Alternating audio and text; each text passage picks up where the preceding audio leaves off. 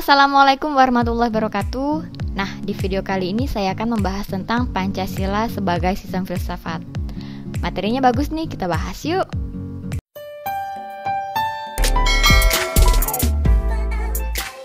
Secara harfiah, filosofia itu berarti mencintai kebijaksanaan. Jadi filsafat Pancasila ini didefinisikan sebagai refleksi kritis dan rasional tentang Pancasila sebagai dasar negara dan kenyataan budaya bangsa. Tujuannya untuk apa sih? Untuk mendapatkan pokok-pokok pengertiannya yang mendasar dan menyeluruh. Kenapa dikatakan filsafat? Karena hasil dari perenungan jiwa yang mendalam yang dilakukan oleh founding fathers kita. Nah, sebagai filsafat, Pancasila ini memiliki 3 dasar. Dasar apa saja? Yang pertama itu ada dasar ontologis, yang kedua ada dasar epistemologis, dan yang ketiga adalah dasar aksiologis. Apa itu ontologis? Ontologi adalah ilmu yang membahas tentang hakikat sesuatu yang ada, sehingga sesuatu tersebut bisa dipercaya masyarakat. Dasar ontologis Pancasila ini pada hakikatnya adalah manusia Indonesia. Jadi manusia Indonesia ini memiliki hakikat mutlak atau monopluralis, yaitu bertuhan kepada Tuhan yang Esa tapi beragam agamanya.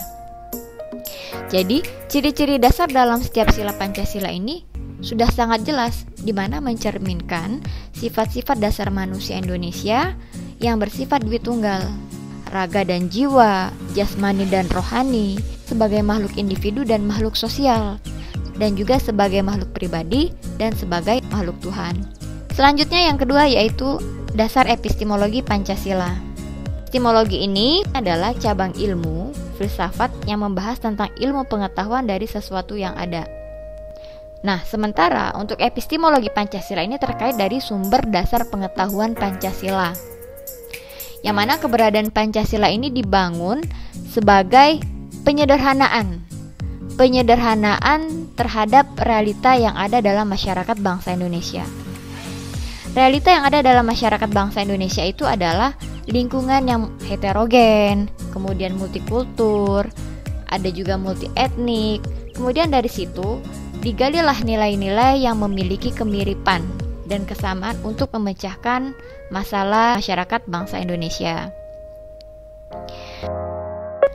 Yang ketiga yaitu dasar aksiologis Pancasila. Jadi aksiologi terkait erat dengan penelaahan atas nilai. Jadi dari aspek aksiologi, Pancasila ini nggak bisa dilepaskan dari manusia Indonesia sebagai latar belakangnya.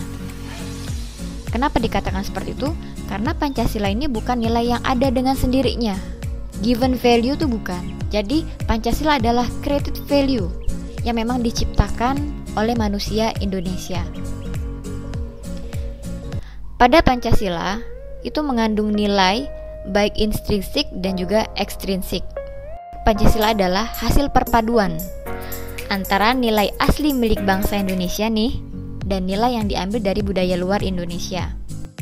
Pak Soekarno menyatakan bahwa Pancasila merupakan filsafat asli Indonesia karena diambil dari budaya dan tradisi Indonesia dan akulturasi budaya India atau Hindu-Buddha, kemudian budaya Barat, Kristen, budaya Arab atau Islam.